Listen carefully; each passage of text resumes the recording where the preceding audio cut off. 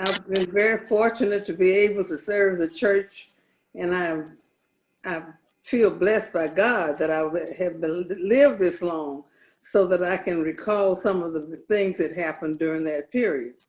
I graduated from Dunbar High School back in 1934. And my father happened to be the person who delivered the baccalaureate address.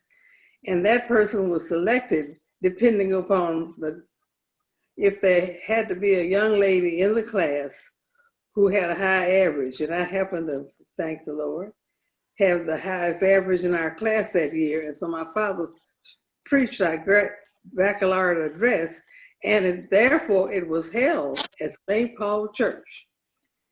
And right after the service, St. Paul served a reception across the street at what was then a YWCA. I don't know what's there now, but there was a YWCA right across the street from St. Paul, and St. Paul served a reception for the graduates.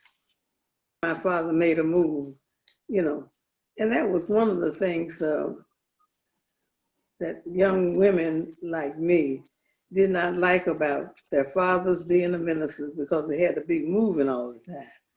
And normally you moved in the fall of the year. School is started at the new place where you went. You had to make new friends. But when I got to St. Paul, Lexington, made all these friends there, many of whom I have kept through the years. Well, you start out with a local church, and we started out by being elected delegates, junior delegates, to the missionary convention. I was a junior missionary, thought that was the most important job in the world. And from that, I have evolved through many positions in the church, which I love so dearly.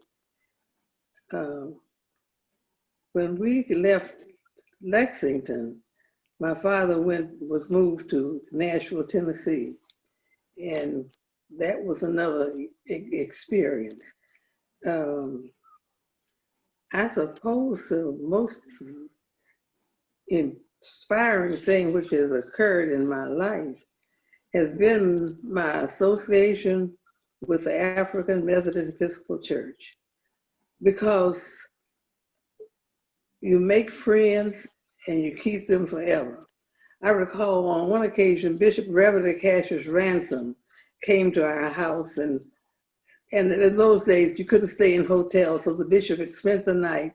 And the following morning, at the breakfast table, he said, "Daughter, how old are you?" And I said, "I'm 15. He said, "Oh, and you thought you were going to Wilberforce?" I said, "Yes." He said, "Well, I'll help you go, but 15 is a little early to be going away from home." But that was my first venture away from home, leaving Lexington, going to Wilberforce University as a freshman. My activities in the church began, of course, with the Junior Missionary Society. And I suppose that was natural because my mother was such an avid missionary. And every congregation my father pastored, she organized the Junior Missionary Society, put on plays which she wrote and directed, trained us to be singers in the junior choir. And so I've just been completely absorbed in African Methodism from an early age. And I always say that I don't know what my life could have possibly been like had I not had the experience with African Methodism. And I guess it all led up to other activities, such as I finally became the first woman to be elected a general officer in the AME Church. And that was really a thrill. African Methodism is a wonderful unit in the world. Not only does it bring us to Christ, but it also helps us with so many other activities that make people different from what they would have been otherwise. So I think when people talk about me and my loves, they always say that, well, the AME church is way up there. I don't know, it might be ahead of Wilberforce. And I think it might be also, because people call Wilberforce University my magnificent obsession. But I think African Methodism is really what that is.